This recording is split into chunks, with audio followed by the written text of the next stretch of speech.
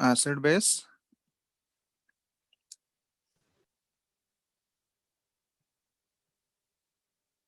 ये Oswald dilution law बता दिए थे, देखो तो एक बार चेक करो तो।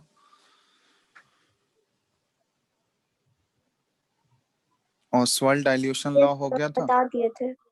हाँ, तो उसमें ऑसवाल्ड डाइल्यूशन लॉ जो था वो ऑलरेडी हम लोग डिस्कस किए ही थे लास्ट क्लास में। उसमें अल्फा जो डिग्री ऑफ आयोनाइजेशन है that is equal to under root K by C. अगर कोई एसिड, वीक एसिड के लिए हम लोग बात कर रहे हैं, तो ये जो है मोनो बेसिक एसिड के लिए ही ये फॉर्मूला वैलिड था। के जो था उस एसिड का आयोनाइजेशन कांस्टेंट, और सी जो है ये इनिशियल कंसेंट्रेशन है, और अल्फा डिग्री ऑफ आयोनाइजेशन है। तो ये फॉर्मूला डायरेक्टली यूज करोगे मोनो बेसिक एसिड के लिए ही, क्योंकि मोनो बेसिक एसिड में पावर जो होता है वो 1 होता है। अगर डाइबेसिक एसिड होगा या ट्राइबेसिक एसिड होगा तो पावर चेंज होगा वहां पे, और उसके अकॉर्डिंग इस फॉर्मूले में भी चेंज आ जाएगा, ठीक है। तो ऑसवाल्ड, तो मेनली जो इक्विलिब्रियम स्टैब्लिश होगा ना, इक्विलिब्रियम के लिए यहाँ पे वीक इलेक्ट्रोलाइट ही इन्वॉल्व होंगे। ये ऑलरेडी हम लोग देखे थे, क्योंकि स्ट्रॉन्ग इलेक्ट्रोलाइट्स के केस में इक्विलिब्रियम स्टैब्लिश नहीं होता है, क्योंकि स्ट्रॉन्ग इलेक्ट्रोलाइट तो वो पूरा पूरा 100% आयोनाइज होता है, ठीक है। तो वो सिर्फ एक ही डायरेक्शन में मूव करेगा, बैकवर्ड डायरेक्शन में नहीं आएगा वो। तो अगर दोनों डायरेक्शन में रिवर्सिबल रिएक्शन अगर हमको कराना है तभी तो इक्विलिब्रियम की बात करेंगे हम लोग। तो रिवर्सिबल रिएक्शन जो है वो सिर्फ और सिर्फ वीक इलेक्ट्रोलाइट के केस में स्टैब्लिश होगा। तो जैसे एसिड और बेस का हम लोग आयोनाइजेशन देखे थे, मतलब वो आयोनाइज हो रहे थे, उसी तरह हम लोग वाटर का भी आयोनाइजेशन कांस्टेंट लिखते हैं। तो नेक्स्ट है आयोनाइजेशन कांस्टेंट ऑफ वाटर। तो इसको कैसे रिप्रेजेंट करते हैं हम लोग, क्योंकि वाटर भी एक इलेक्ट्रोलाइट की तरह ही बिहेव करता है। वाटर एक पोलर कंपाउंड है।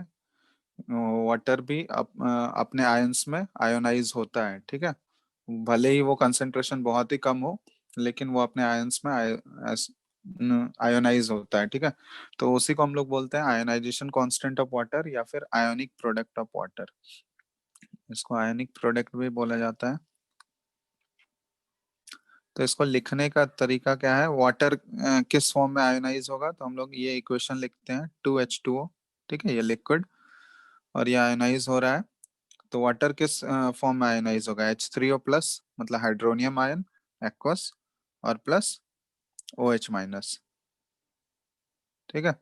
तो यहाँ पे बहुत जगह देखोगे हाइड्रोनियम आयन या फिर H प्लस आयन भी यूज कर लो, दोनों सेम है, क्योंकि H प्लस ही एक्सेस ऑफ वाटर के साथ कंबाइन करके H3O प्लस हाइड्रोनियम आयन होता है। तो यहाँ पे दोनों मतलब दोनों यूज होंगे, ठीक है। दोनों का मतलब, दोनों में कंफ्यूज मत होना, दोनों मतलब H प्लस आयन को ही डिनोट कर रहा है, ठीक है। जो प्रोटॉन हम लोग बात करते हैं वही चीज है, प्रोटॉन एक्सेस ऑफ वाटर के साथ कंबाइन करके H3O प्लस बन जाता है।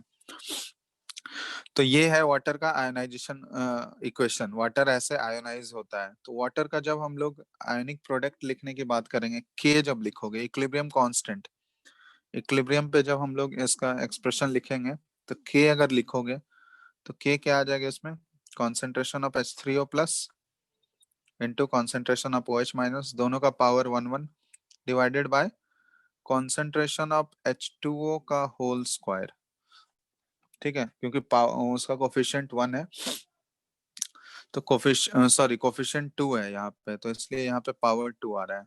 तब ये तुम लोग को बताए थे कि जब हम लोग इक्विलिब्रियम कांस्टेंट लिखते हैं तो उसमें प्योर सॉलिड और प्योर लिक्विड उसका कंसंट्रेशन इन्वॉल्व नहीं होता है, क्योंकि हम लोग वो अज्यूम करते हैं कि उनका कंसंट्रेशन ऑलमोस्ट कांस्टेंट है। समझ में आ रहा है, ये बताए थे ना लास्ट क्लास में। हेलो, आवाज आ रहा है, आवाज आ रहा है ना सबको। Yes sir. हाँ, तो यहाँ पे H2O का कंसंट्रेशन जो होगा ना, वो प्योर लिक्विड है, तो H2O का कंसंट्रेशन, तो H2O बहुत ही एक्सेस में प्रेजेंट है, तो उसके कंसंट्रेशन में कोई फर्क नहीं आएगा।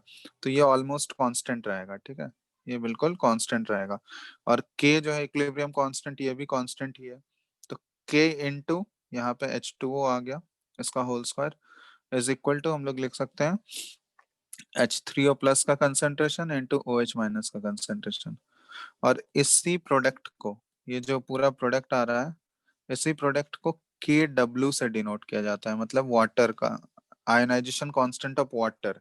जैसे Ka लिखते थे हम लोग तो आयनाइजेशन कांस्टेंट एसिड का था, Kb लिखते थे तो आयनाइजेशन कांस्टेंट बेस का था।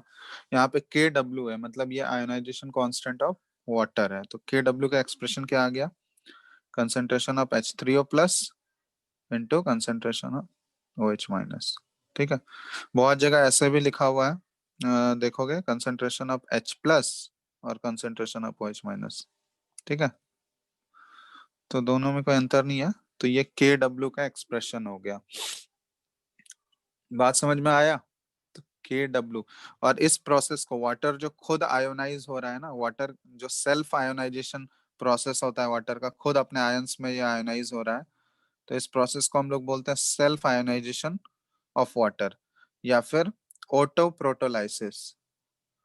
ठीक है, ऑटो प्रोटोलाइसिस मतलब वो खुद ही प्रोटॉन में बदल रहा है, वाटर खुद ही प्रोटॉन में बदल रहा है। तो इस प्रोसेस को सेल्फ आयनाइजेशन बोला जाता है वाटर का, या फिर ऑटो प्रोटोलाइसिस ऑफ वाटर। तो ये प्रोसेस का नेम है कि वाटर खुद अगर अपने आयंस में H प्लस में कन्वर्ट हो रहा है तो ऑटो प्रोटोलाइसिस या फिर self ionization of water.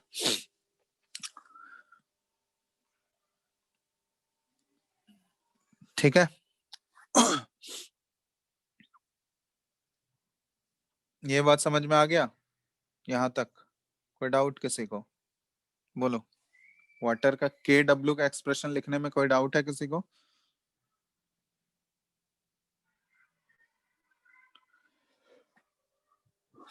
Hello, बताओ जल्दी से, नहीं तो फिर आगे बढ़ेंगे। No sir.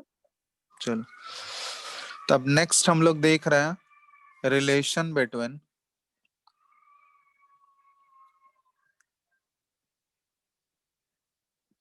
Ka, Kb and KW for conjugate acid base pair. तो कॉन्जुगेट एसिड बेस हम लोग डिस्कस कर चुके हैं, कॉन्जुगेट एसिड बेस पेयर किसको बोलते हैं। वो जब ब्रॉन्स्टेड का थ्योरी बता रहे थे तो वहां पे ऑलरेडी हम लोग डिस्कस किए थे कॉन्जुगेट एसिड बेस पेयर क्या होता है। तो हम लोग ये देखना चाह रहे हैं कि कोई भी अगर सब्सटेंस दिया हुआ है, अगर मान लो वो एसिड है तो एसिड का कॉन्जुगेट बेस बनता है, एसिड जब H प्लस लूज करेगा तो जो उसका स्पीसीज बचा हुआ रहेगा वो उस एसिड का कॉन्जुगेट बेस हो गया। तो जैसे हम लोग एक एग्जांपल से हम लोग फाइंड आउट करना चाह रहे हैं। जैसे मान लो कोई भी एक एसिड है, वीक एसिड, ठीक है, कोई भी एक एसिड मान लेते हैं HA। ठीक है, अब HA अगर डिसोसिएट कर रहा है तो HA सॉरी आयोनाइज अगर कर रहा है तो ये वाटर के प्रेजेंस में आयोनाइज करेगा। ठीक है, HA एक्वस, ये H2O लिक्विड के प्रेजेंस में। तो इसका आयोनाइजेशन इक्वेशन क्या होगा, ये अगर एसिड है तो H प्लस आयोनाइज कर रहा है और दूसरा आयन क्या मिलेगा हमको, A माइनस मिलेगा, यही होगा ना। और इस एसिड के लिए अगर हम लोग Ka का एक्सप्रेशन क्या आ जाएगा बताओ तो। HA के लिए अगर Ka का एक्सप्रेशन लिखोगे तो क्या आएगा, concentration of H plus into concentration of A minus bye concentration of HA, यही होगा Ka का एक्सप्रेशन। बोलो। Yes sir. तो ये अगर K हुआ तो ये देखो यहाँ पे HA जो है ये एसिड की तरह बिहेव कर रहा है। अब इस एसिड का ये जो A माइनस बचा, अगर ये H प्लस लूज कर दिया तो H प्लस लूज करने के बाद A माइनस बचा, तो इस A माइनस को हम लोग क्या बोलेंगे, ओ HA का ये क्या है, कॉन्जुगेट बेस है ना। उस एसिड के लिए ये कॉन्जुगेट बेस होगा या नहीं होगा। अब अगर ये कॉन्जुगेट बेस है तो कॉन्जुगेट बेस ये A माइनस है, ठीक है, A माइनस एक्वस, ये यहाँ पे क्या करेगा, वाटर तो वहां ऑलरेडी प्रेजेंट है ही, तो ये वाटर के साथ कंबाइन करके ये क्या होता है, वाटर वाटर देखो ये ऑलरेडी तुम लोग को बता चुके हैं, वाटर ऑटो प्रोटोलाइसिस करता है मतलब सेल्फ आयोनाइज होता है। तो सेल्फ आयोनाइज करके वाटर क्या करेगा, H प्लस और OH माइनस को रिलीज करेगा वहां पे, यहाँ दिख रहा है ना, वाटर का H प्लस और OH माइनस वो खुद रिलीज करता है। तो ये जो कॉन्जुगेट बेस है वो वाटर के H प्लस को एक्सेप्ट करके वो HA बना लेगा। ठीक है, HA वापस से HA के फॉर्म में कन्वर्ट हो गया एसिड में, और वाटर का OH माइनस जो है यहाँ पे बचा हुआ रह गया। बात समझ में आ रहा है ये चीज? ये एक्सप्रेशन में किसी को दिक्कत है इस इक्वेशन में तो बताओ। उस एसिड का ये जो कॉन्जुगेट बेस है वाटर के H प्लस को एक्सेप्ट किया और ये HA में कन्वर्ट हो गया। ठीक है, वीक एसिड है तो वीक एसिड, जैसे ये देखो ये वीक एसिड लिए थे हम लोग क्योंकि तभी इक्विलिब्रियम की बात करेंगे हम लोग। तो जितना भी स्पीसीज यहाँ पे इक्विलिब्रियम अगर स्टेब्लिश होगा तो वीक होगा। तो तुम लोग को बताए भी थे कि वीक एसिड का कॉन्जुगेट बेस जो होता है वो स्ट्रांग होता है। तो स्ट्रांग कॉन्जुगेट बेस है मतलब ये आसानी से वाटर के H प्लस को एक्सेप्ट करेगा और यहाँ पे HA में कन्वर्ट हो गया और वाटर का OH माइनस यहाँ बचा हुआ रहेगा। कोई दिक्कत इसमें ये लिखने में किसी को? बोलो। हेलो, अरे आवाज आ रहा है? Yes sir. तो इसमें कोई डाउट है तो बताओ, नहीं तो हम इसका एक्सप्रेशन लिखते हैं। अब देखो ये बेस है तो बेस के लिए एक्सप्रेशन क्या लिखते हैं हम लोग? KB लिखते हैं ना। यहाँ बेस का रिएक्शन हो रहा है तो बेस के लिए हम लोग KB लिखेंगे। तो KB का एक्सप्रेशन यहाँ पे क्या हो जाएगा? Concentration of HA into concentration of OH minus और डिवाइडेड बाय कॉन्सेंट्रेशन ऑफ क्या आ जाएगा? A minus. यही तो होगा। H2O का तो कॉन्सेंट्रेशन इन्वॉल्व होता नहीं है तो हम लोग K का एक्सप्रेशन लिख लिया और उस K का जो कॉन्जुगेट बेस है उसके लिए हम लोग KB का भी एक्सप्रेशन लिख लिए। अब इन दोनों एक्सप्रेशन को, इसको मान लेते हैं इक्वेशन 1, इसको मान लेते हैं इक्वेशन 2। इन दोनों इक्वेशन को मल्टीप्लाई करो K इंटू KB। तो K इंटू KB इन दोनों एक्सप्रेशन को हम मल्टीप्लाई कर रहे हैं तो देखो क्या आएगा प्रोडक्ट। तो K का एक्सप्रेशन है H plus into A minus by HA और KB का एक्सप्रेशन है HA इंटू OH माइनस और डिवाइडेड बाय A माइनस। तो बताओ मल्टीप्लाई होके क्या बचेगा यहाँ पे? कैंसिल आउट करो, जो जो कैंसिल आउट हो रहा है यहाँ पे बचेगा क्या? HA कैंसिल आउट हो गया ऊपर नीचे, A माइनस कैंसिल आउट हो गया ऊपर नीचे। तो यहाँ बच क्या गया देखो, कॉन्सेंट्रेशन ऑफ H प्लस और कॉन्सेंट्रेशन ऑफ OH माइनस। अब इस कॉन्सेंट्रेशन ऑफ H प्लस और कॉन्सेंट्रेशन ऑफ OH माइनस को हम लोग किससे रिप्लेस कर सकते हैं बताओ तो? किस एक्सप्रेशन से रिप्लेस कर सकते हैं उसको? C alpha. KW equals to हाँ, कंसंट्रेशन ऑफ, KW हाँ क्योंकि वाटर वाटर का ही तो आयनाइजेशन इक्वेशन है ना। वाटर के लिए तुम लोग को बताए थे। तो वाटर का जब हमको KW लिखना होता है तो KW का एक्सप्रेशन क्या होता है? H plus into OH minus का कंसंट्रेशन। तो वही चीज तो है ये।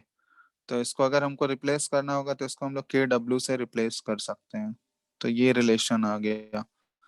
तो अगर किसी भी कॉन्जुगेट एसिड बेस पेयर के लिए हमको रिलेशन निकालना है KW के साथ क्या रिलेशन होगा, तो उसका हमेशा ध्यान रखना उस एसिड का K इंटू उस एसिड का जो कॉन्जुगेट बेस है उसका KB, उन दोनों का प्रोडक्ट हमेशा KW के इक्वल होगा। तो ये बहुत ही इंपॉर्टेंट रिलेशन है और ये रिलेशन सिर्फ और सिर्फ वैलिड होगा for conjugate acid base pair के लिए ही। अगर वो कॉन्जुगेट एसिड बेस पेयर नहीं है तो उसके लिए ये अप्लाई मत कर देना। ठीक है, ये रिलेशन सिर्फ और सिर्फ किसके लिए वैलिड है? कॉन्जुगेट एसिड बेस पेयर के लिए।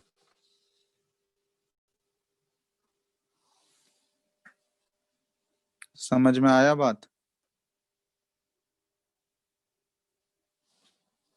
बोलो, कोई डाउट? हम्म, किसी को भी डाउट है तो पूछ लो आराम से, कोई दिक्कत नहीं है। कहीं भी किसी भी पोर्शन में डाउट है तो बताओ, डिस्कस कर लेंगे। तो इस रिलेशन में ये हमेशा ध्यान रखना, ये रिलेशन सिर्फ और सिर्फ वैलिड होगा कॉन्जुगेट एसिड बेस पेयर के लिए। मतलब कॉन्जुगेट एसिड बेस पेयर किसको बोलते हैं? जिस दो स्पीसीज में H प्लस का डिफरेंस हो। ठीक है, अगर वो डिफरेंस H प्लस से ज्यादा है तो वो फिर कॉन्जुगेट एसिड बेस पेयर नहीं होगा। ये ऑलरेडी पहले क्लास में हम लोग लेक्चर में उसको डिस्कस किए थे। ठीक है,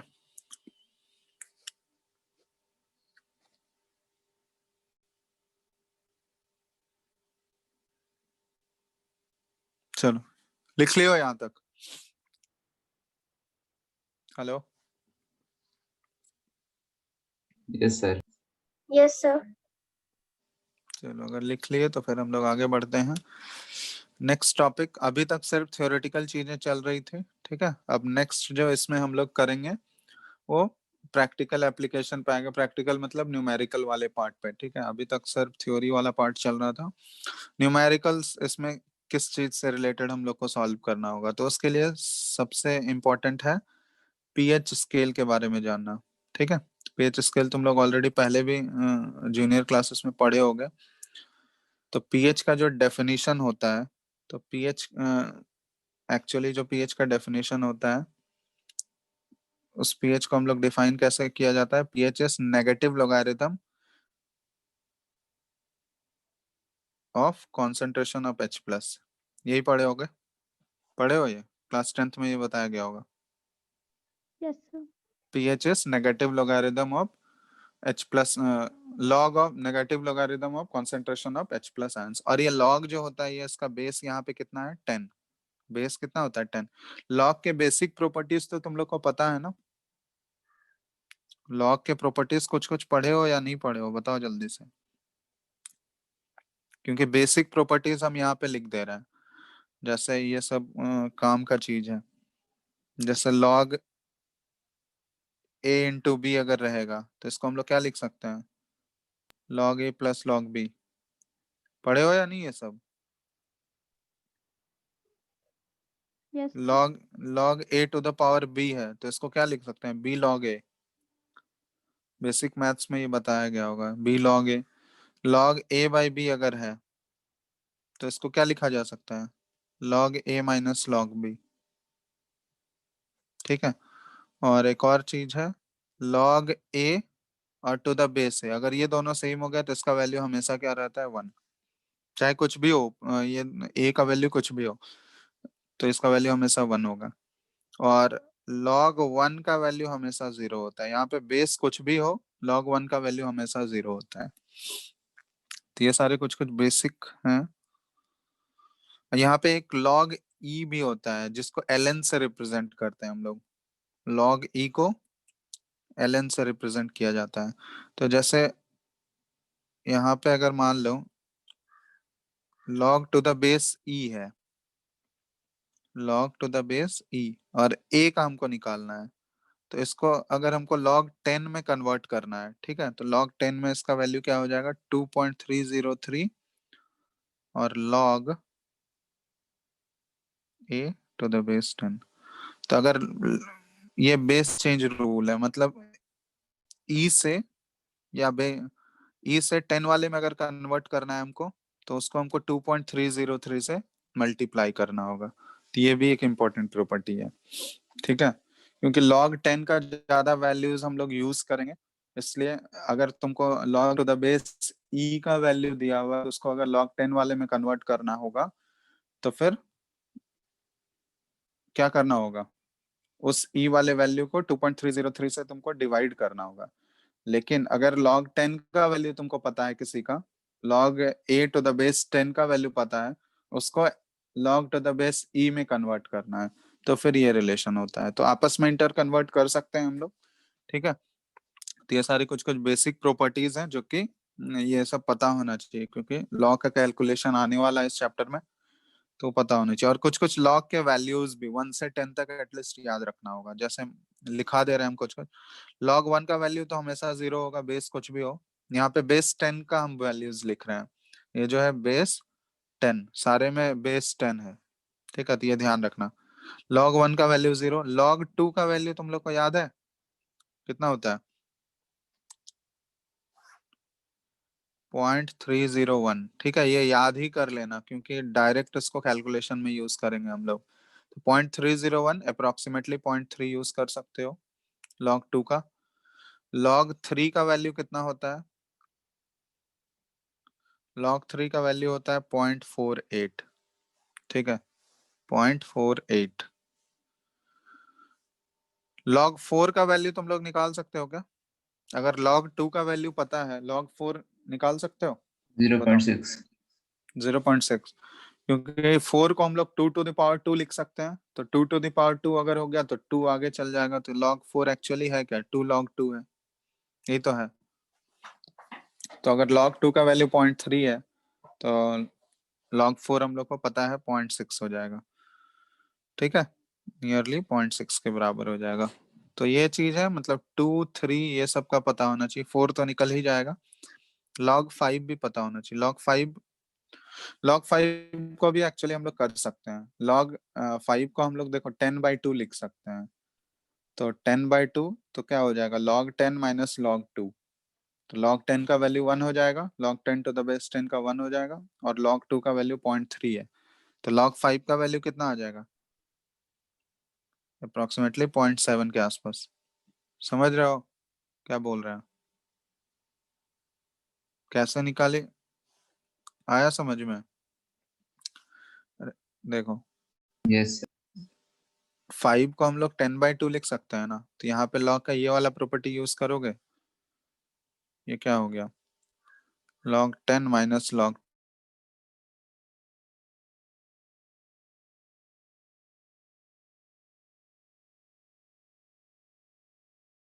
2 का वैल्यू हमको पता है 0.3, तो ये कितना आ जाएगा, नियरली 0.7 के बराबर होगा, तो वही चीज तो यहाँ पे कर रहे हैं। तो log 5 का भी वैल्यू याद रख सकते हो, 0.7 होगा। log 6 निकाल सकते हो या नहीं, log 6 भी log का प्रॉपर्टी यूज करके कर सकते हो। log 6 को हम लोग 2 into 3 लिख सकते हैं, तो 2 into 3 हो गया, मतलब log 2 प्लस log 3 हो जाएगा, तो log 2 का वैल्यू 0.3 है, log 3 का वैल्यू 0.48 है, तो उसका आंसर क्या हो जाएगा,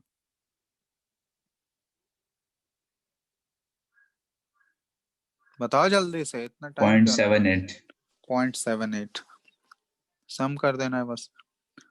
log 7 का वैल्यू, log 7 का याद करना होगा, ये 0.85 के आसपास होता है, ठीक है।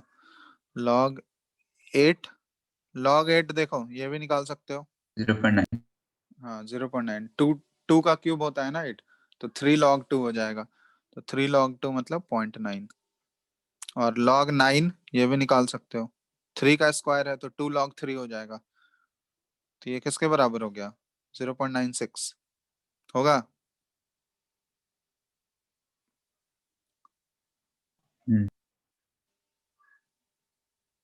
तो ये है, और log 10 का वैल्यू तो 1 ही होगा, log 10 टू द बेस 10, इसका वैल्यू तो 1 हो गया।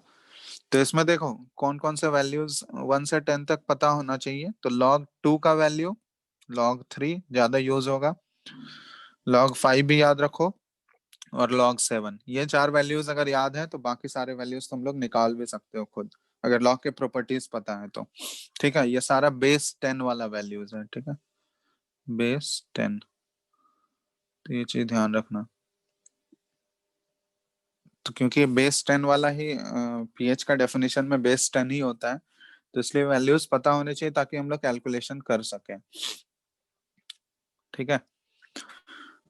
चलो, तो इतना अगर समझ में आ गया तो हम लोग पीएच को डिफाइन ही कर देते हैं। तो पीएच अगर हो गया, पीएच का वैल्यू क्या हो गया, negative logarithm of concentration of H plus ion, ठीक है। यहाँ पे बेस क्या होगा, ये 10 होगा, तो ये पीएच हो गया। इसी तरह मान लो अगर हम लोग पीओएच लिखना चाहें, जैसे पीएच है, एच है मतलब कंसंट्रेशन एच प्लस का आ रहा है, उसी तरह अगर पीओएच लिखोगे तो यहाँ पे कॉन्सेंट्रेशन किसका आना चाहिए हमको, ओ एच माइनस का आना चाहिए। समझ रहे हो बात, जो चीज पी के साथ लिखा रहेगा उसी का कॉन्सेंट्रेशन आएगा, तो पी एच अगर है तो कंसेंट्रेशन एच प्लस का आ रहा है, पी ओ एच अगर लिख दिए तो कॉन्सेंट्रेशन ओ एच माइनस का आ रहा है। इसी तरह मान लो पी के लिखा आ रहा है, अगर पी के तुमसे पूछा गया तो पी के मतलब यहाँ पे माइनस लॉग के आना चाहिए यहाँ पे, समझ रहे हो। इसी तरह पी के बी अगर है तो पी के बी क्या हो जाएगा, माइनस लॉग, यहाँ पे क्या आएगा तुम्हारा के बी आएगा। इसी तरह अगर पी के डब्ल्यू है तो पी के डब्ल्यू क्या हो जाएगा, माइनस लॉग के साथ क्या आना चाहिए यहाँ पे बताओ, KW के डब्ल्यू आना चाहिए। तो ये होता है इसका मतलब। और बेस बेस का तो हो गया ना पी के बी, तो माइनस लॉग के बी। बेस सबका 10, ठीक है, बेस सबका 10 है,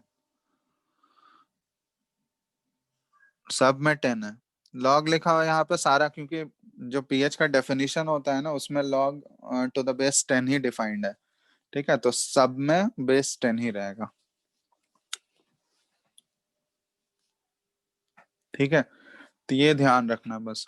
अब जैसे मान लो तुमको क्वेश्चन जैसे कैसे पूछा जाएगा, जैसे मान लो H प्लस का कंसेंट्रेशन जनरलाइज करके दे दिया कि इस फॉर्म में है, x इंटू 10⁻⁻y है, ठीक है, कोई भी है, मतलब H प्लस का कंसेंट्रेशन x इंटू 10⁻⁻y है, तो इसका pH तुमसे पूछा जाएगा, तो pH क्या होगा, इसके लिए जो pH लिखोगे तो minus log into concentration of H plus, तो कॉन्सेंट्रेशन ऑफ H प्लस यहाँ पे है क्या, ये है x इंटू 10⁻⁻y, तो इसको हम लोग देखो x इंटू 10⁻⁻y को कैसे लिख सकते हैं हम लोग,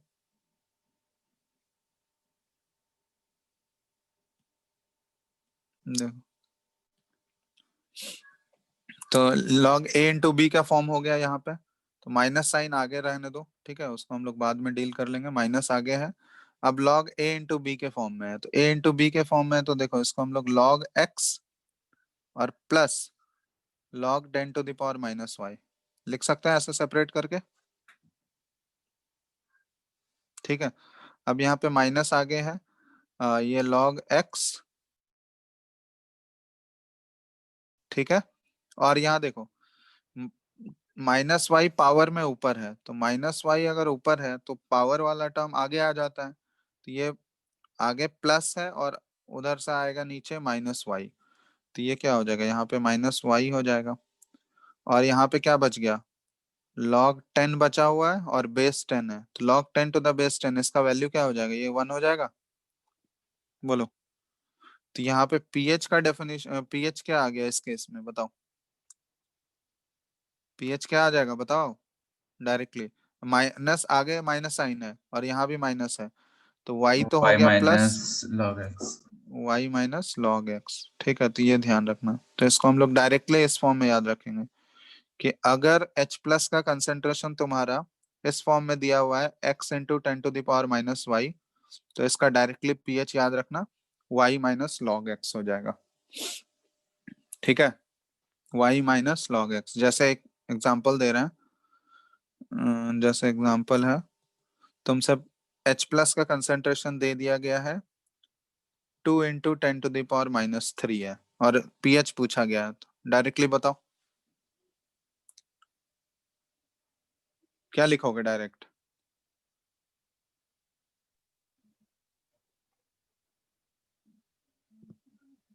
3 माइनस log। 0.9।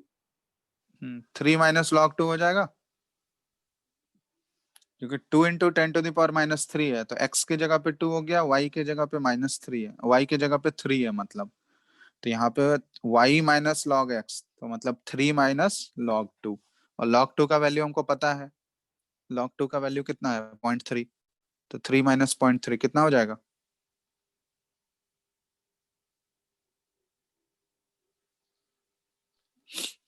बोलो 2.7। 2.7, तो ये हो गया, ठीक है, तो ये आसान, मतलब अगर डायरेक्टली तुमको कैलकुलेट करना है तो ये याद रखना, इस फॉर्म में अगर दिया रहेगा तभी हम लोग ये ऐसे यूज कर लेंगे डायरेक्ट,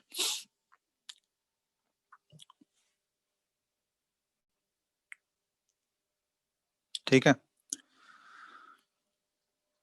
किसी को दिक्कत है इसमें,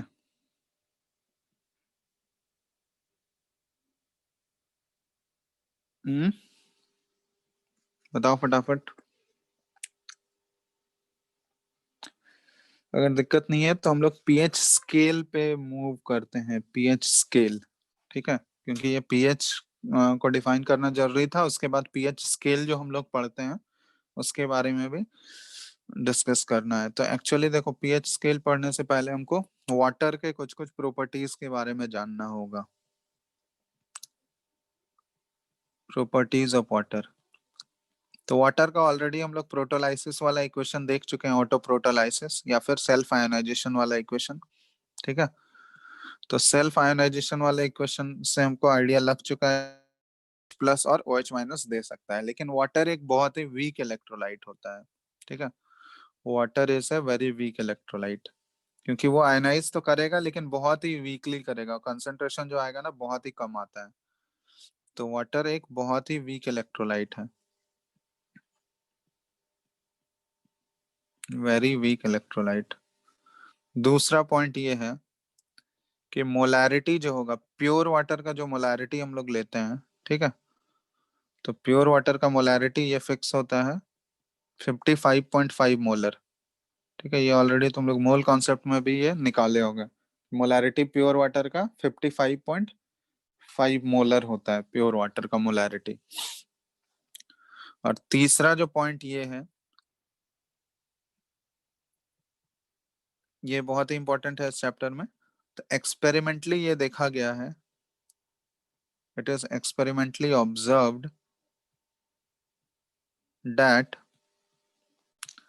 एट 25 डिग्री सेल्सियस, क्योंकि मोस्ट ऑफ द रिएक्शंस जो भी होगा यहाँ पे रूम टेम्परेचर पे होगा, room temperature 25 degree Celsius assume किया जाता है। ठीक है, 25 डिग्री सेल्सियस मतलब 298 केल्विन। तो 298 केल्विन पे ऑब्जर्व किया गया है कि concentration of H plus ion in water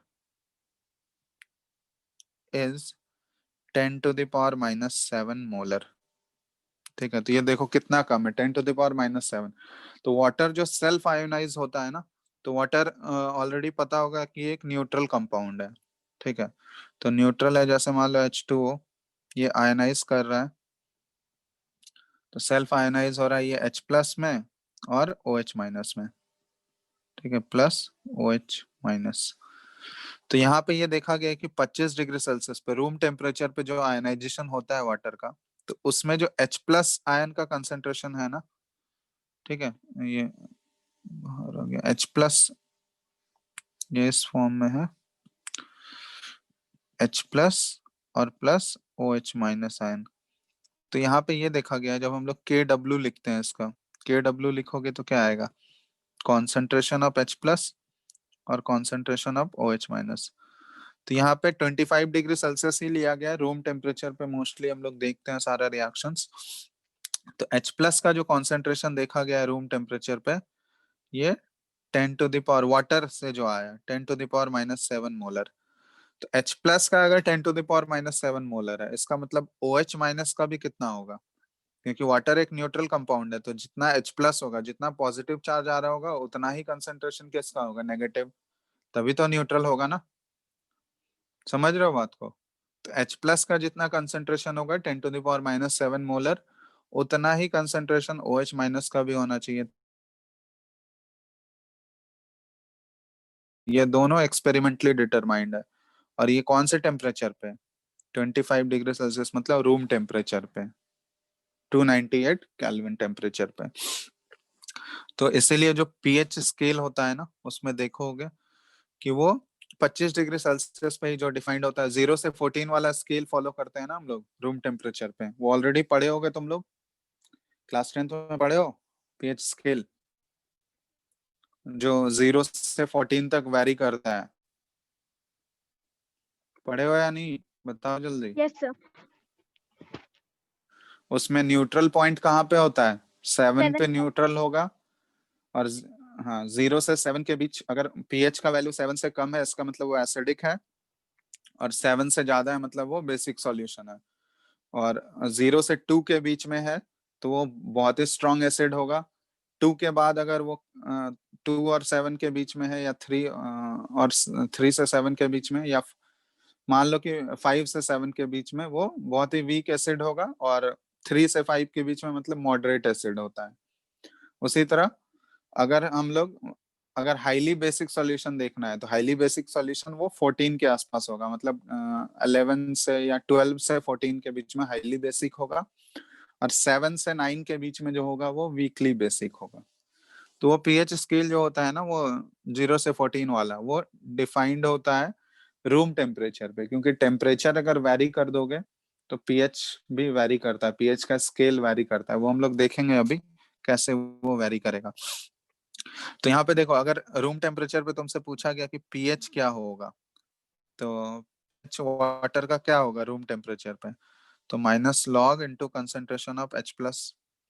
ठीक है, तो यहाँ देख लो, तो हमको पता है कि कॉन्सेंट्रेशन ऑफ H प्लस कितना होता है, 10⁻⁻7 है। तो 10⁻⁻7, इसका मतलब पीएच कितना हो गया वाटर का, 7 हो गया। ये 25 डिग्री सेल्सियस पे निकाल रहे हैं। उसी तरह पीओएच अगर तुमसे पूछा गया वाटर का, तो पीओएच कितना हो गया, minus log into concentration of OH minus. और ये भी हमको पता है कि OH माइनस का कंसेंट्रेशन कितना होता है, 10⁻⁻7। तो ये भी कितना हो गया, 7। इसी तरह पी के डब्ल्यू भी अब हम लोग निकाल सकते हैं वाटर का। तो के डब्ल्यू पहले वाटर का निकाल लो, 25 डिग्री सेल्सियस पे कितना होगा। तो H प्लस भी 10⁻⁻7 है मोलर, और OH माइनस भी 10⁻⁻7 मोलर है। ठीक है, तो के डब्ल्यू कितना हो जाएगा बताओ तो। के डब्ल्यू का वैल्यू 25 डिग्री सेल्सियस पे कितना आ गया, बोलो। 10⁻⁻14 हो गया ना, बोलो।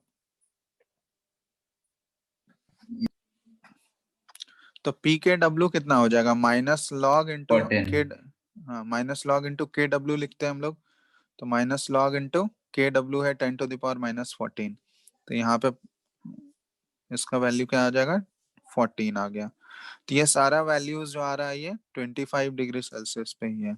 ठीक है, ये ध्यान रखना है रूम टेम्परेचर पे। तो इसलिए जो रूम टेम्परेचर वाला पीएच स्केल होता है वो यहाँ से, अगर हम लोग न्यूट्रल पॉइंट बनाए तो ये हो गया न्यूट्रल पॉइंट, 7 हो गया न्यूट्रल पॉइंट। और यहाँ पे हो गया, ये 0 से स्टार्ट हुआ और ये 14 तक वेरी किया। ये हो गया, यहाँ से हम लोग बोलते हैं ये एसिडिक सॉल्यूशन है।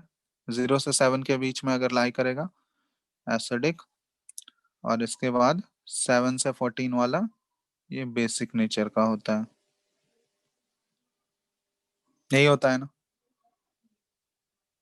और 7 अगर एग्जैक्टली 7 हुआ मतलब न्यूट्रल है। तो वाटर का हम लोग देख रहे हैं, वाटर का पीएच कितना होता है, 7 होता है। ठीक है, तो ये 25 डिग्री सेल्सियस पे है, क्योंकि पीएच स्केल प्योरली डिपेंड करता है टेम्परेचर पे। ठीक है, वो हम लोग देखेंगे अभी, प्योरली वो टेम्परेचर पे डिपेंड करता है।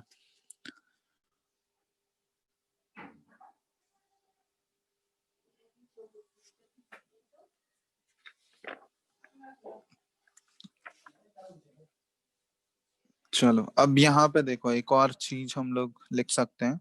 जैसे यहाँ पे देखो, एक और चीज लिखोगे, अगर 7 से हम लोग इधर जाते हैं तो 7 से इधर जाने पे क्या होगा, लेफ्ट साइड अगर 7 से मूव कर रहे हो तो H प्लस का कंसेंट्रेशन तुम्हारा क्या होगा, बढ़ेगा।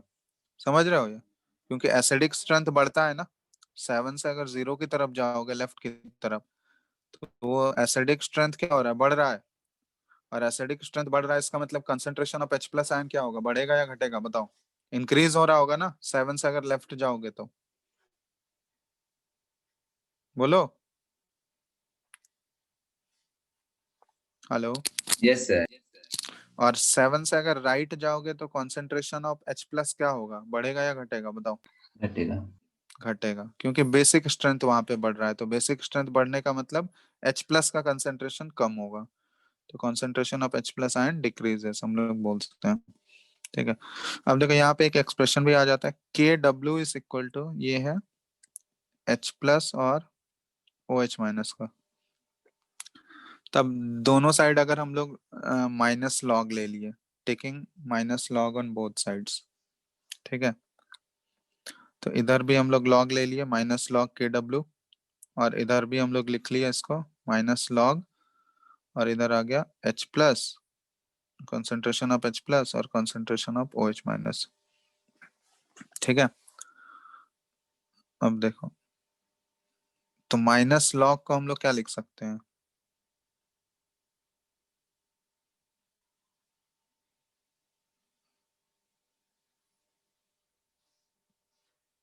बोलो। माइनस लॉग को किस फॉर्म में हम लोग लिख सकते हैं, माइनस लॉग के डब्ल्यू को किससे रिप्लेस कर सकते हैं, पी के डब्ल्यू से, बोलो। माइनस लॉग के डब्ल्यू क्या हुआ, पी के डब्ल्यू से रिप्लेस कर सकते हैं इसको।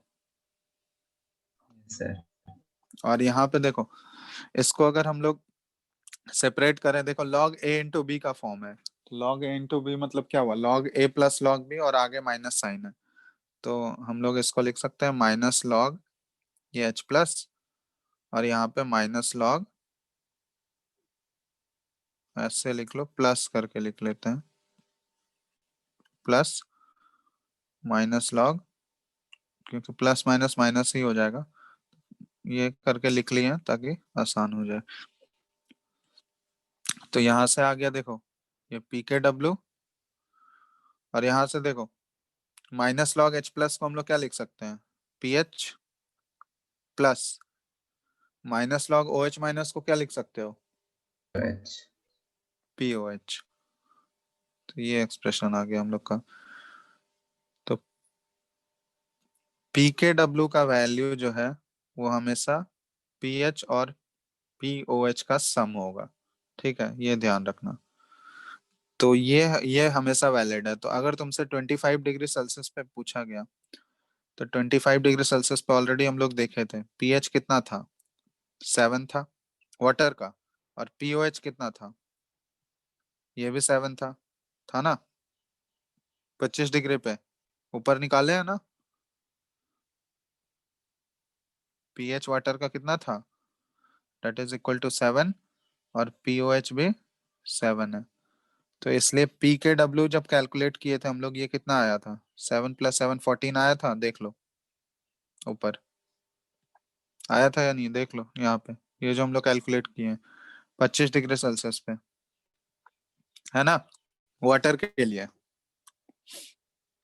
तो हमेशा ध्यान देना कि पी के डब्ल्यू जो होगा वो पीएच और पीओएच का हमेशा सम होगा, ठीक है। अब यहाँ पे देखते हैं कि ये 25 डिग्री सेल्सियस पे हम लोग बात कर रहे थे, अब देखेंगे हम लोग कि टेम्परेचर पे ये कैसे डिपेंड करता है, dependence of temperature on pH scale, या dependence of pH scale on temperature, ठीक है, dependence of pH scale on temperature, कैसे ये इफेक्ट करेगा। तो देखो एक्चुअली जो वाटर का आयोनाइजेशन इक्वेशन होता है H2O, ठीक है, वाटर का जो सेल्फ आयोनाइजेशन इक्वेशन है H2O, ये आयोनाइज हो रहा है H प्लस और OH माइनस में। ये जो प्रोसेस होता है ना, इस प्रोसेस ये प्रोसेस होता है एंडोथर्मिक प्रोसेस, डेल्टा H इसका पॉजिटिव है इस प्रोसेस का, मतलब ये एंडोथर्मिक प्रोसेस है, एंडोथर्मिक प्रोसेस। अब एंडोथर्मिक प्रोसेस में तुम लोग को बताए थे Le Chatelier's principle, last chemical equilibrium का याद करो। टेम्परेचर अगर हम लोग इंक्रीज कर रहे हैं, टेम्परेचर बढ़ा रहे हैं, अपवर्ड एरो मतलब टेम्परेचर हम लोग बढ़ा रहे हैं, और डेल्टा एच पॉजिटिव है, तो एंडोथर्मिक प्रोसेस में अगर टेम्परेचर बढ़ाते हैं तो इक्विलिब्रियम कांस्टेंट के का वैल्यू क्या होता था बताओ, टेम्परेचर बढ़ाने पे इक्विलिब्रियम कांस्टेंट के का वैल्यू क्या होता था, बता सकते हो, के बढ़ेगा या घटेगा।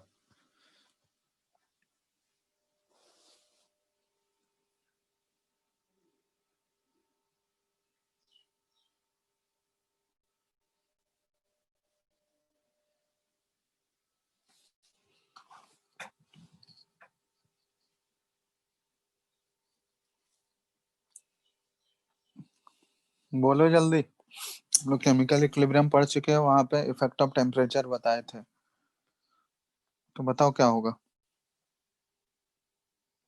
हेलो, रिप्लाई करो, अगर वो एंडोथर्मिक प्रोसेस है, डेल्टा एच पॉजिटिव है, तो टेम्परेचर बढ़ाएंगे तो इक्विलिब्रियम कांस्टेंट क्या होता था, बढ़ता था या घटता था।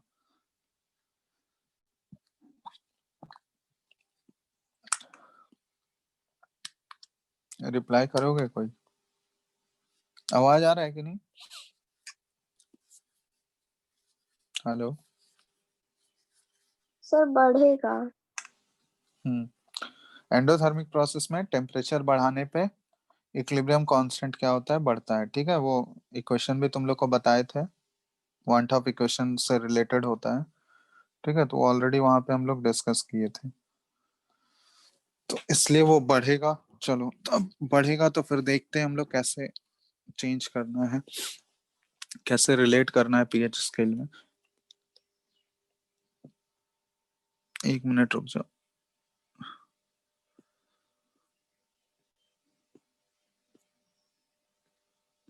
स्क्रीन दिख रहा है क्या? हेलो। Yes sir.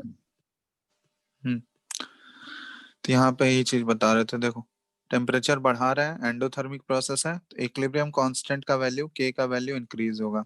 के अगर इंक्रीज हो रहा है तो इसका जो के डब्ल्यू होगा वाटर का, तो ऑब्वियसली वाटर का के डब्ल्यू भी तो बढ़ेगा, क्योंकि के डब्ल्यू भी इक्विलिब्रियम कांस्टेंट ही है।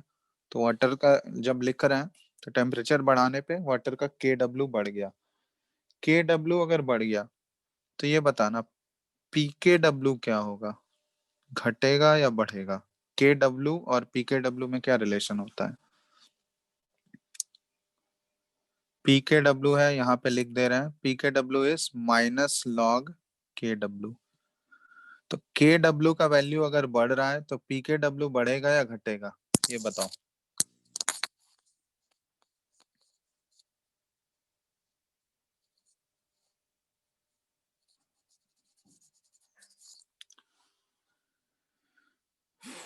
बोलो फटाफट, इतना क्या इसमें सोचना है?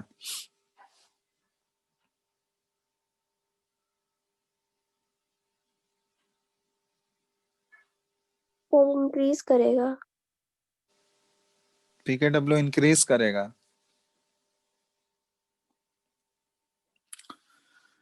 के डब्ल्यू बढ़ रहा है, तो के डब्ल्यू बढ़ रहा है तो लॉग का वैल्यू तो बढ़ेगा ना। के डब्ल्यू अगर बढ़ेगा तो ओवरऑल पूरा लॉग का वैल्यू बढ़ रहा है, और आगे माइनस साइन है, तो आगे अगर माइनस साइन है तो लॉग में नेगेटिव में बढ़ रहा है, इसका मतलब उसका वैल्यू और कम होते जाएगा ना पी के डब्ल्यू का। आगे तो नेगेटिव साइन है, समझ रहे हो? तो नेगेटिव साइन के साथ अगर वो बढ़ रहा है, इसका मतलब उसका, जैसे तुमसे पूछा जाए -2 बड़ा है या -5 बड़ा है, कौन सा बड़ा होगा? -2 और -5 में कौन वैल्यू बड़ा है? तो -2। -2 बड़ा है, तो उसी तरह ये वाला केस भी हो गया ना। के डब्ल्यू अगर बढ़ रहा है तो लॉग लॉग के डब्ल्यू बढ़ेगा, लॉग का ओवरऑल वैल्यू बढ़ रहा है, लेकिन आगे माइनस साइन है, तो पूरा जब पी के डब्ल्यू का के टर्म में बात करेंगे तो वो तो घट रहा होगा ना। समझ रहे हो? बोलो। Yes sir. तो यहाँ पे पी के डब्ल्यू क्या हो जाएगा, ये डिक्रीज हो जाएगा। के डब्ल्यू अगर बढ़ेगा तो ये ध्यान देना पी के डब्ल्यू घटेगा। इसी तरह हम लोग रिलेट कर सकते हैं। तो देखो टेम्परेचर बढ़ाने पे एंडोथर्मिक प्रोसेस है, तो इक्विलिब्रियम कांस्टेंट बढ़ा, और इक्विलिब्रियम कांस्टेंट अगर बढ़ता है तो इस केस में रिएक्शन फॉरवर्ड डायरेक्शन में शिफ्ट होता है। ये ऑलरेडी हम लोग डिस्कस किए हुए हैं वहां पे टेम्परेचर पे। टेम्परेचर का जो डिपेंडेंस बताए थे इक्विलिब्रियम, केमिकल इक्विलिब्रियम में, वहां पे बताया गया था। एंडोथर्मिक प्रोसेस है, टेम्परेचर बढ़ाने पे इक्विलिब्रियम कांस्टेंट बढ़ता है, तो इक्विलिब्रियम कांस्टेंट बढ़ता है, इसका मतलब रिएक्शन किस डायरेक्शन में शिफ्ट होगा? फॉरवर्ड डायरेक्शन होगा। बोलो, आवाज आ रहा है क्या? Yes, sir. Yes sir.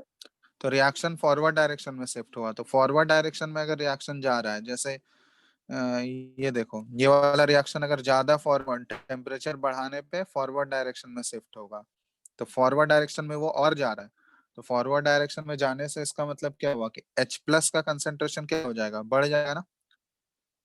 मतलब अल्फा इंक्रीज हो गया, डिग्री ऑफ आयोनाइजेशन बढ़ेगा, तो डिग्री ऑफ आयोनाइजेशन अगर बढ़ेगा तो H प्लस का कंसेंट्रेशन बढ़ेगा ना, ऑब्वियसली। बताओ फटाफट।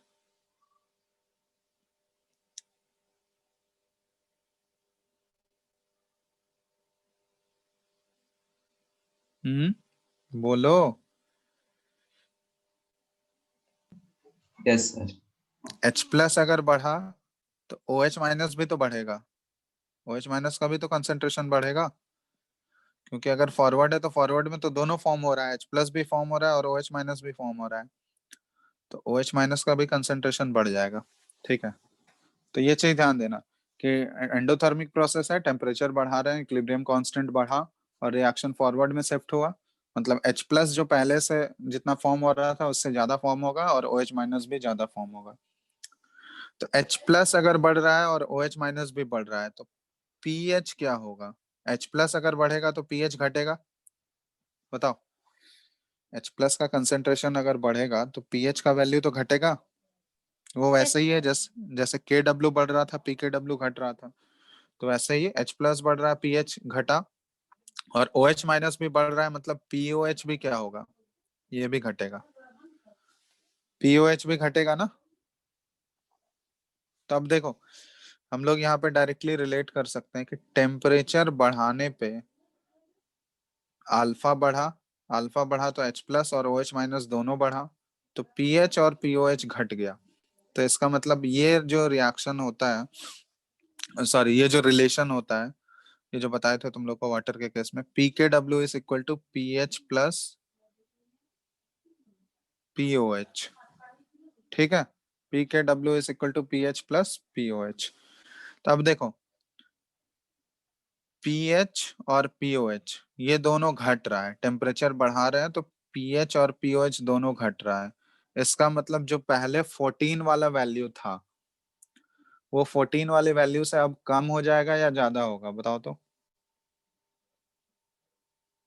जो टेम्परेचर 25 डिग्री सेल्सियस पे जो 14 वाला वैल्यू था, अब मान लो टेम्परेचर अगर हम लोग 50 डिग्री कर दिए, घट बोलो, जाएगा। तो इसका सम घट जाएगा ना। जैसे मान लो एट 25 डिग्री सेल्सियस, ये हम लोग ऑलरेडी निकाले थे कि PKW का वैल्यू होता है 14, मतलब इस केस में pH 7 था और POH भी 7 था। अब मान लो टेम्परेचर हम लोग कर दिया एट 50 डिग्री सेल्सियस, तो 50 टेम्परेचर बढ़ाने पे हम लोग देख रहे हैं pH का वैल्यू डिक्रीज हो रहा है और POH भी डिक्रीज हो रहा है। तो ये दोनों अगर डिक्रीज हो रहा है तो मतलब PKW का वैल्यू क्या होगा? That will be less than 14 होगा लेस देन 14, बताओ। Yes sir. तो ये अगर लेस देन 14 हो गया तो पीएच स्केल पे क्या फर्क पड़ेगा ये बताना। पीएच स्केल एक्सपैंड हो जाएगा, श्रिंक हो जाएगा, या फिर उतना ही रहेगा, 0 से 14 ही रहेगा पीएच का रेंज, या घट जाएगा या फिर बढ़ जाएगा, क्या होगा बताओ टेम्परेचर बढ़ाने पे?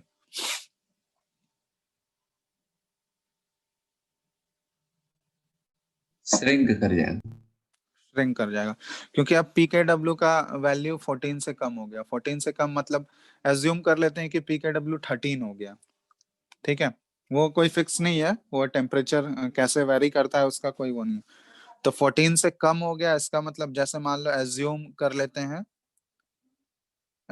लेते हैं कि पीकेडब्ल्यू हो गया 13, ठीक है। ये एज्यूम किया हम लोग 50 डिग्री पे पीकेडब्ल्यू हो गया 13, क्योंकि पीएच और पीओएच दोनों घट रहा है तो पीकेडब्ल्यू घट के 13 हो गया। तो 13 हो गया, इसका मतलब अब न्यूट्रल पॉइंट कहाँ पे आएगा बताओ? न्यूट्रल पॉइंट अब कितना होगा? 6.5। 6.5, जो पहले 7 पे था, न्यूट्रल पॉइंट घट के 6.5 हो गया, और ये 0 यहाँ से स्टार्ट होगा, और ये अब लास्ट वाला पॉइंट कितना हो जाएगा? ये 13 हो जाएगा। तो 0 से 13 के बीच में अब वेरी करेगा ये, और न्यूट्रल पॉइंट घट के अब 6.5 हो गया, मतलब इसके बीच में ये हो गया एसिडिक, और इसके बीच में ये हो गया बेसिक, ठीक है। तो देखो टेम्परेचर बढ़ाने पे पीएच स्केल क्या हो गया? श्रिंक कर गया। तो ये चीज इंपॉर्टेंट था कि ऑन इंक्रीजिंग द टेम्परेचर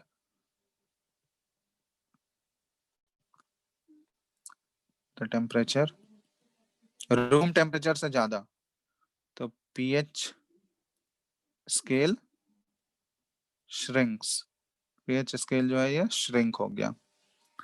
और इसी का उल्टा अगर हम लोग टेम्परेचर डिक्रीज कर दें तो क्या होगा?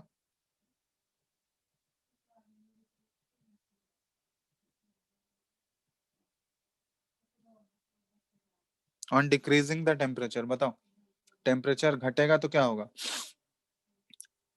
श्रिंक का उल्टा हो जाएगा। श्रिंक का उल्टा क्या होता है? पीएच स्केल लार्ज हो जाएगा, एक्सपैंड हो जाएगा ना। श्रिंक का उल्टा एक्सपैंड, तो पीएच स्केल ये क्या होता है, एक्सपैंड, समझ रहे हो? तो मतलब टेम्परेचर बढ़ाए तो पीएच स्केल श्रिंक होके, जैसे मान लो 25 पे 0 से 14 था, तो अगर टेम्परेचर बढ़ा दिए, मान लो 50 कर दिए, तो वो 0 से 13 हो गया, मतलब जस्ट एक वैल्यू ले रहे हैं, एग्जैक्टली 13 नहीं होगा, वो पीएच स्केल घट जाएगा, 14 से कम हो जाएगा। लेकिन टेम्परेचर अगर हम लोग डिक्रीज कर दिए, 25 से कम ले आए, मान लो 20 कर दिए या 10 कर दिए, तो वो पीएच स्केल एक्सपैंड हो जाएगा। तो जो 0 से 14 हो रहा था, तो मान लो वो 0 से 15 हो जाएगा या 0 से 16 हो जाएगा। समझ रहे हो ना बात, क्या बोल रहे हैं?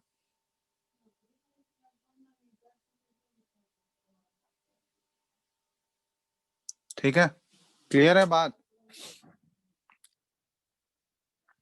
हेलो, आवाज आ रहा है? Yes sir. तो इतना बात समझ में आया, टेम्परेचर पे कैसे डिपेंड करता है पीएच स्केल, टेम्परेचर बढ़ाने पे क्या होगा, टेम्परेचर घटाने पे क्या होगा, ये इंपॉर्टेंट है। ठीक है, तो इसमें अगर किसी को डाउट है तो बताओ जल्दी से, फटाफट।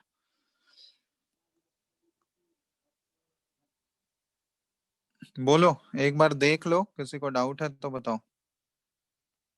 अब बाकी लोग रेस्पॉन्ड क्यों नहीं करते हो? इद्रिस, ये क्लास कर भी रहा है या नहीं? Sarvesh,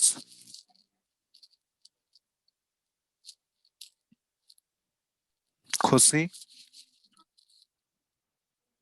yes sir. क्या समझ में आया? Yes sir. Shruti, Tanushree,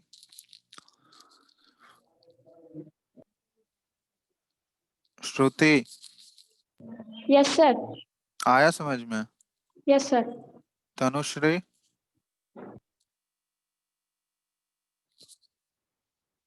Sanjana, yes sir.